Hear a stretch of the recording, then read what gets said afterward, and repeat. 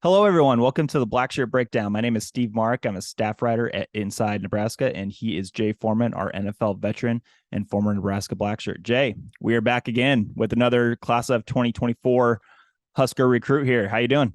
I'm doing good, man. It's never stopping. We a little bit of pause during spring, but they picked up right where they left off, and that bodes well. They're actively working, and they're trying to build it, the team that they want and they see fit. So, every addition is good, and now once you kind of get them on campus or when they get here, then that's when the real work starts. All right. And the person that we are going to be breaking down right now is Ian Flint, a 6'5", 230-pound four-star tight end from James E. Taylor High School in Katy, Texas. So, yeah, just another tight end on the board. The Huskers in their class of 2024 have 6 guys in it right now. Half of them are from Texas. So, Ian Flint coming to Nebraska from the Lone Star State, and he has a little bit of family connection. His sister, Amelia, is actually a thrower on the track team. So that is very interesting. And his parents, his dad also was on the track team back in the day, and that's where he met his mother. So yeah, just a family connection there with the Huskers, and Yeah. Ian Flint is following the trend to Big Red. And so Jay, when I think about Ian Flint, when I'm looking at his highlights, which we'll get in here soon, a All right. big kid, obviously, for a junior, 6'5", 230 pounds. I almost, when I'm watching him, I'm thinking maybe a really young, a bit smaller version, which is kind of funny because he's 6'5", 230 of Travis Vokalek. All Travis right. Vokalek, he could do a little pass catching, but I think what he really kind of excelled at and might get to do at the next level is blocking as an All right. inline tight end, really kind of being tough against those defensive linemen, almost like an extra tackle out there. Right. So, when you're thinking the tight end position at this new Nebraska offense that we're going to be seeing with Marcus Satterfield. Marcus Satterfield has been very upfront about wanting to play multiple tight ends in a game, whether that's 12 personnel, 13. Just what Right. are your thoughts on the tight end position under Marcus Satterfield?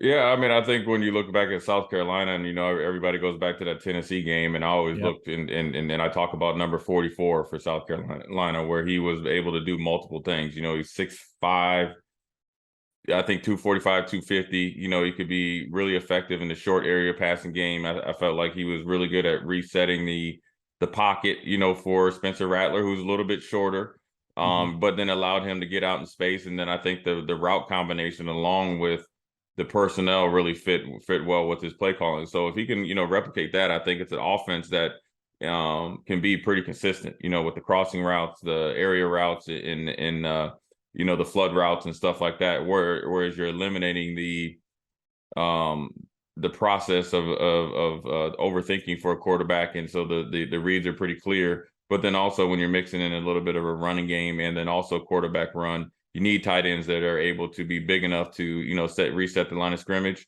or hold point at the line of scrimmage, but then also be out in space and block smaller guys. And so this is where I think Ian Flint, potentially could be, where he's 6'5", 230. He's not, Kyle Pitts, from Florida, where, Yep. he was probably one of the best athletes ever to come out. But I think where you look at him, whether it's Travis Vokalek or anybody like that, I think he's a big kid. He can do multiple things. And so he can run good enough, and he runs hard. And so I think one of the things that people don't really give credit to tight ends, we're just focusing on that, is the ability to run hard when you're running these routes, right? Run them full speed, right? So you're maximizing every in cut, out cut, every type of fake that you're getting. And then also he has a big catch radius, which also lessens the speed factor as far as going against a DB or a safety or a hybrid linebacker. So I think it's a guy that fits into what they're doing. I think what they're trying to do is fit into specific roles, which is obviously really, really good, and it can make you more efficient as a recruiter and then hopefully as a developer, because you can see, hey, I see you at this spot. This is what I envision you doing. And then when a player comes in, he kind of knows what he has ahead of him. He can really work more efficiently. So I think that's what they're trying to do. I can't speak for him, but that's what it looks like from the outside looking in. And if that's the truth, then you'd like to think that the recruiting classes will be more impactful year in and year out. It looks like Ian Flint, his top 2 were Nebraska and Kansas. So Bob Wager, coming also from the state of Texas from the high school ranks. Arlington Martin gets a nice win here over Lance Leipold with the Kansas Jayhawks. So let's go into Ian Flint's highlights here. And, Jay, you mentioned running hard. Right. Ian Flint runs hard, and I think this first play we have 4 total, two receptions and 2 blocking plays from Ian here. Right. He just goes right up the middle of the field here, and like you said, he runs hard and gets over that second level, and the quarterback finds him over that second linebacker level. Yeah, being from Katy, Texas, and the Houston area, the football down there is really, really good. So the competition level's there. But look, he has a good release right there. High points the ball, and then he's out there. He's being physical and he's running a seam route. You like it? It's a good route there. He knows when he's open. He beat the play side linebacker right there, and it's a big explosive play. And so I like it to where there's no wasted steps. Right, good outside release, arc release, what they like to call. Obviously, a bad read by the linebacker, that's a double minus, and you got beat on play action, and you forgot who you were guarding. But it's a little bit of a cover 2 action here, and so this is realistic evaluation here, right? Up the middle. He high points the ball, wasn't scared to get hit. If the potential of getting hit by safety catches it. So the when you're talking about a guy that runs hard, now granted they can get in with a speed coach, and that's going to help him get faster. But what I also like is the ability to get up on that second level defender and make his read even harder. Like I like the ability to get out into his route, right? And what I mean by that is you see number 92 is a pretty good sized defensive end. He avoids them, right? And he almost influences them for the offensive tackle. So he's doing 2 jobs in one. Good release. Right there, quarterback does a good job. Read the play side linebacker right on the money. A little bit high, but I like that what I always talked about. We talked about other skill position guys. He high points the ball, goes up and gets it. Catch radius is good, comes down with it, makes explosive play. So this is him playing tight end. The competition down there in Katy is pretty good. Not pretty good. It's one of the best in the nation. Now, when I talked about being multiple, right now we're in the second play, being able to play in a different position. Now you're seeing him maybe in a feature position, a little bit of a bubble screen, but he has the athletic ability as in some form or fashion to do it. Now it's just a little bit of a kind of skinny post to seam, catches it, the busted coverage. But again, he's going across the middle and look, he's there and he makes the play he needs to make, and he beat a little bit of a coverage there by the safety. And right there you see him in and out of his breaks pretty good. And obviously you want to see him get a little bit faster, but that's like pulling hairs right now as a junior. It's pretty good things that you're seeing here from a guy that you're having come in and play the tight end position. He looks like a tight end. He doesn't have to grow into tight end. He's 6'5". Looking at his tape, he's easily 230, and so that you see that big frame, the coaches are thinking, get him into our weight program, into our kind of facility. He could get up to 240 and carry it pretty easy, not even look any different than he is on tape right now. And that's all on top of getting bigger, faster, and stronger. So, when you're evaluating these guys, sometimes I think people that are looking at it, they're trying to project an end product when this isn't even the first chapter in their book, right? And so what they're, when you look at it from a scout's perspective, what does he do well? What can we get him to do even better? And what can we improve on? And they're probably seeing a lot there, especially starting with his frame and his football acumen and the competition level playing down there in Houston, Texas. And I'm sure, Jay, like through your experiences playing football, sometimes those big guys, when they get going, when they stretch their legs out, long striders, I mean, they're faster than you think, right? Yeah. I think once he gets past that 15, they're like a 18 wheeler. Once they get going, they're hard to stop. And so you saw that with even and I'm not by no means comparing him to a Hall of Famer and Rob Gronkowski, but Rob Gronkowski was faster after 20 yards than he was in the first 20. What made him really unstoppable was his catch radius and his ability to use his size. And so if Ian comes in and learns how to be an effective route runner in this system, and they feature the tight end position, whether it's him or anybody else, they'll be a big factor moving forward. And so it's up to him to come in and do the work. And look, he's a big piece of clay right now, and they view that they can make a masterpiece out of him based on his size, frame, and his competition level at high school. Yeah, you bring up an excellent point. In Ian's commitment interview, he committed, I believe it was 2 days after Nebraska's spring game on April 24th.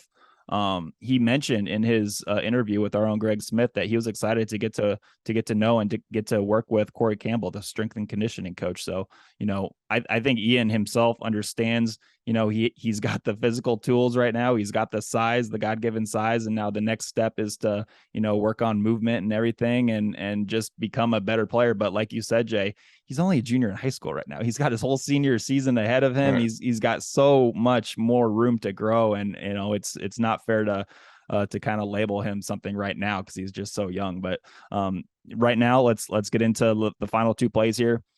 Just some blocking action. He'll do a lot of blocking at Nebraska. Obviously, they want to run the football. They say they do. So I thought it was nice to get two of these blocking plays in here. Right. Yeah. What you look for here is just being a willing blocker. And that's what you see right here. You see a pretty good leg drive, if you're in finishing the play. You always like to see offensive linemen, tight ends, or anybody like that. Even defensive players, how well do they finish? Now, granted, we're looking at his highlight tape, but you like it to where, he's coming off the ball, good leg drive. Obviously, if I'm going to be nitpicky, like him to be a little bit lower, but he's a big old tall kid. So teaching him about leverage, that's going to be the tight ends coach. And so, again, what they're seeing here, you're not seeing you're not the guys that are getting drafted or do well in the NFL. They are not good blockers coming into the NFL. So they weren't good blockers in college. And so what you have to do is be a willing blocker, and you have to have some savvy to you. You have to have a good coach and know the technique of it and the fundamentals of it. And actually, from him, you can tell by his coaching, he has pretty good fundamentals because his feet come off pretty good. They're really short, choppy steps. And, he's playing underneath his pads, and you see that right there. No wasted steps, getting into his guy. Then he's trying to roll his hips or flip his hips to reset the edge there. And I'm assuming that this play is trying to get outside, but obviously the Maroon team does a really good job of destroying it. But we're looking at the tight end position where he's the guy that when the film stops, he's still on his guy and he's finishing a block. And so he's a willing blocker. He has a good base of fundamentals of how to get into guys. And I think he's going to be a guy that when he gets into the weight program with Coach Coleman and gets bigger, faster, stronger, he'll be an effective player, what I call on and off the ball, right? That means off the ball being a receiver, on the ball being a somewhat of a blocker. And so I think it's a good thing. And then right here, you like to see is him blocking his space, right? So when you can be multiple and as far as where you line up and when you're an offensive threat in the pass game, you have to be the same in the run game, right? So you see him here, you kind of a little bit of a flex, here as a tight end. Mm-hmm. Obviously the linebacker is a little bit nervous about him, as a receiver. So here, what I like is he gets into his guy. You saw him from being 6'5", 230 pounds. I don't know what point in time in the game it is, but when you see right at the point of contact for him to really drop his hips and try to get his hands inside, allows him to finish the guy, 5, 10, maybe even close to 10 yards down the field, or maybe even 12 yards down the field to get him a nice little pancake block, right? So if you go back to here, see him come off right here, they get out about the 44-yard line. You see how he dropped his hips right there, right about now. See how he got into him? And so he sprinted to him, and then I like to say he killed grass, finds his opponent, gets into him, nose to nose, like I like to say, right? Drops his hips and watch his hands fire inside right there. See, that's a good teaching tape as far as high school coaches teaching, their tight ends how to block in space. These guys are quicker, right? And whether it's a linebacker or DB, right here, you got them on your heels, right? And you get your hands inside. And once you get your hands inside, it's not a holding. Ref is right there. He's watching the whole time. And the hands are staying inside along with the leg drive. And there's no separation, right? So that means the defensive player isn't trying to get to the play because there's such good blocking technique by the tight end here. He has him inside on the breastplate, and he's just driving them into the ground. So they locked up there at the 44-yard line, and if he can get them towards the 36-yard line, that's a good about 10 yards down the field and a pancake. So, that's definitely a plus when you're thinking about evaluating a player as far as playing the tight end position at the next level. Ability to drop your hips in space for a big, tall guy, hands inside and run your feet. Not only that, what he did before, came off the line of scrimmage like it was a pass play, got up to his opponent, killed grass. That means he's pitter-patting his feet, got a good base, fired his hands, dropped his hips, and then the rest was history. So, I look for him he's probably having a good off season, or a good summer, and then he's going to have a good fall. So I'm sure when they show little highlights during the year, he's going to be, looking even better on tape. And I'm sure his production to go up, and, now that he has his decision, where he's committed to, I think is going to, allow him to kind of focus on getting ready to, be a contributor or be, solidify himself in the class, coming in 2024. So, I think it's a good, get for Nebraska. I think sometimes fans always think when they, recruiting, they're like, oh, we need, they're going to go recruit 25 superstars. The best classes have your bell cows, your guys that fits needs and play roles, which he could do. And then you have 2 or 3 surprises, right? Guys that are developmental guys, and you're like, man, he turns into, I don't know, second or third, or maybe first team all Big Ten. And then now, as you're starting to recruit, now you have tangible results of what you can tell players, what you can be. And so I think when you do that, I think sometimes you'll sneak up on them, where you might have a class at whatever rank it is right now, and then if you had to redo the class, in 2 years, you're 10 spots higher because you have some production and development there. And so, I think there's a lot there, and I think he fits a need and he has a lot of potential, and that's why he's coming to Nebraska. Jay, before we get out of here, I wanted to ask you one more thing. You mentioned pad level, playing with good pad level. It's got to be really hard for the gigantic guys out there, right? So I think back at some of the large Nebraska dudes, the really tall ones, like Austin Allen, Travis Vokalek was 6'7", I believe. You have Ty Robinson playing on the D line, interior D line at 6'6". Sometimes it's hard for these guys to maybe just like always play with great pad level that you need in when you're taking on blocks. So I guess coming from your point of view, what is the challenge, and how do you just like teach these guys to, these giants who it's a lot harder than if you're 6'3" or 6'4", to play with really good pad level. How do you attack that? Well, I mean, they have different tools they use at practice. They have the shoots that they go into, and it's just something that you got to teach them, and look, nobody's a finished product coming in the high school. I think sometimes, like I said, before, is that people are looking at the end product of even Ndamukong Suh, Jason Peter, Grant Wistrom, what they left as, but they forget what they came in as. And so you have to develop fundamentals and techniques, even from a, high school program that's pretty, well thought of across the nation in Houston, Texas. So, you got to come in and teach them how you do things, teach them how to block at the Big Ten level. Blocking at Katy, Texas, and their high school is different than blocking in the Big Ten. That goes without saying. And then you just teach them how to play with good, pad level. And it's going to be, Ian's got to get better at it. They got to teach him at it, and then it becomes a way of life. And then you got to keep getting better at the little things. And so, being tall, it does take a little bit more effort to play with good pad level. But then also, if you look at the gait, right? If you have really long legs, then it's even harder. But if you have a good proportion from, waist up to waist down, then that's a little bit easier. So, there's a lot of factors that go into it. And also you have to know when to really, really drop your hips and when to not. And sometimes you can engulf guys and be a little bit more erect or tall, and then you can kind of do the things you need to. But the biggest thing is have the want to and the foundation and fundamentals of blocking and doing the things you need to do in order to be successful. So once you get that, and then you can kind of teach them little techniques on how to play even lower and also play lower when it really, really counts. And I think that's something that when you look at Nebraska's teams in the past, in the last couple of years, where the pad level of all the positions got over the game got higher and higher. So I think this coaching staff has really emphasized pad level fundamentals and technique, because once the game gets kind of into the, win or lose type of stages, third and fourth quarter, you want to make sure you're able to be as physical as possible down the stretch. Absolutely. Good stuff.